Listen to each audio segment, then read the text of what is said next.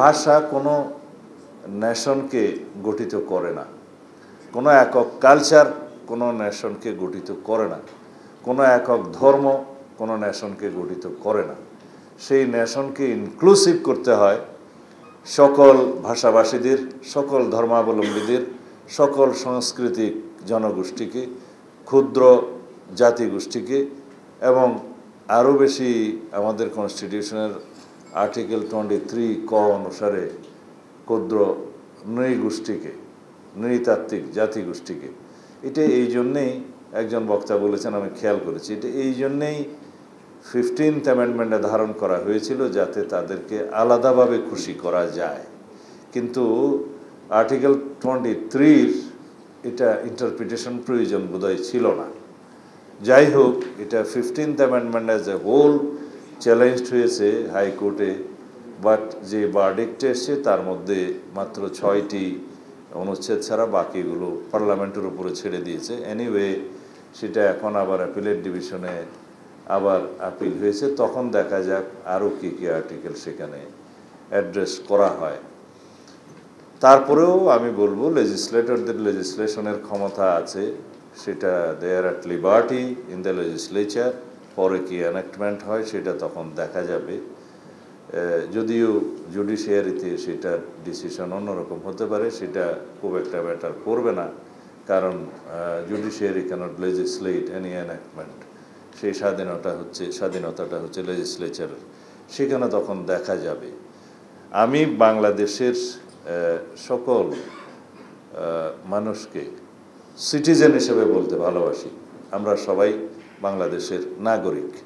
এখানে বাংলাদেশকে একটি শক্তিশালী, ঐক্যবদ্ধ, গণতান্ত্রিক রাষ্ট্র বিনির্মাণের জন্য আমাদের সকল ক্ষুদ্র জাতিগোষ্ঠী, নৃতাত্ত্বিক জাতিগোষ্ঠী, উপজাতি এবং আধা উপজাতি, সকল জনসমষ্টিকে, সকল সত্তাকে বাংলাদেশি হতে হবে একটি ঐক্যবদ্ধ নেশন তৈরির জন্য। প্রাণ ইউএইচটি মিল্ক, শুদ্ধতায় ও মমতায় সবসময় সেরা স্বাদে। এবং সেই ঐক্যবদ্ধ জাতি, ঐক্যবদ্ধ সমাজ, ঐক্যবদ্ধ রাষ্ট্র বিনির্মাণের জন্যেই আমরা ৭১-এর পরে ২৪-এ আবার রক্তদান করেছি।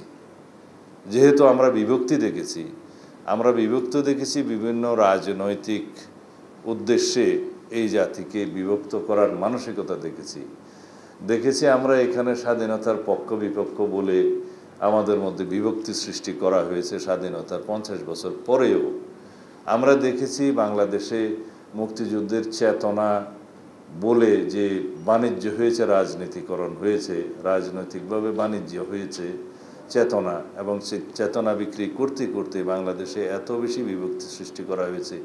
সেই জায়গা থেকে আমাদেরকে বেরিয়ে আসতে হবে, কারণ বাংলাদেশের সমস্ত মানুষ মুক্তিযুদ্ধকে ধারণ করেছে।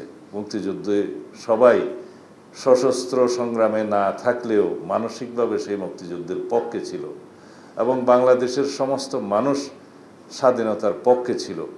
আমরা যারা স্বাধীনতার বিপক্ষে ছিল বলে যাদেরকে আমরা বিভক্ত করতে চাই, তাদের মধ্যেও বাংলাদেশের স্বাধীনতার পরে সেই স্বাধীনতাকে অস্বীকার করার মতো কোনো প্রকাশ্য মানসিকতা আমরা দেখিনি। যারা হয়তো বাংলাদেশের স্বাধীনতাকে গ্রহণ করতে পারেনি, তাদের মধ্যে কিছু কিছু ভিন্ন চিন্তা থাকতে পারে, কিন্তু সেরকম দুঃসাহস বাংলাদেশে কেউ দেখায়নি যে বাংলাদেশের স্বাধীনতাকে অস্বীকার করার মতো কোনো বিভক্তিমূলক বক্তব্য দিয়ে আজ পর্যন্ত আমরা দেখিনি।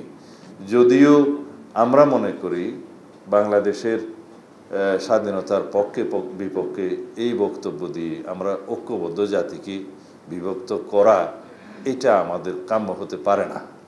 এটা আমরা কেউই এই ৫৪ বছর পরে স্বাধীনতার কামনা করতে পারি না।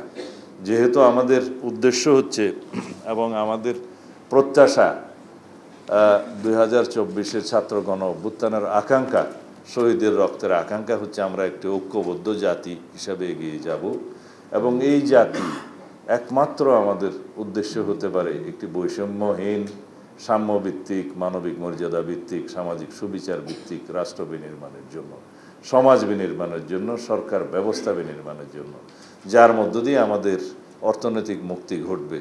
এবং সেই লক্ষ্যেই আমরা রাষ্ট্র কাঠামো সংস্কারের জন্য অবিরাম চেষ্টা করছি।